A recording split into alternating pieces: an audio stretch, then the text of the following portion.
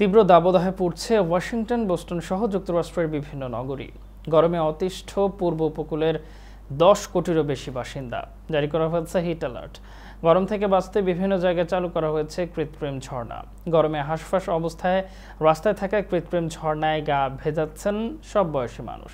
প্রচণ্ড গরমে একটু স্বস্তি পেতে জর্জটাউনের ফাউন্টেন পার্কে জড়ো হন তারা। এরই মধ্যে তাপমাত্রার সব রেকর্ড ছাড়িয়ে পূর্ব উপকূল থেকে পশ্চিম উপকূল পর্যন্ত ছড়িয়ে পড়েছে উষ্ণতা।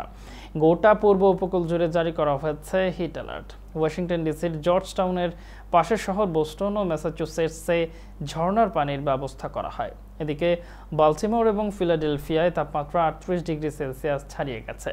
পূর্বাভাসে দেশটির আবহাওয়া দফতর জানিয়েছেন, নেব্রাস্কা ও কানসাস অঙ্গরাজ্যে ভয়াবহ তাপপ্রবাহ অনুভূত হতে পারে।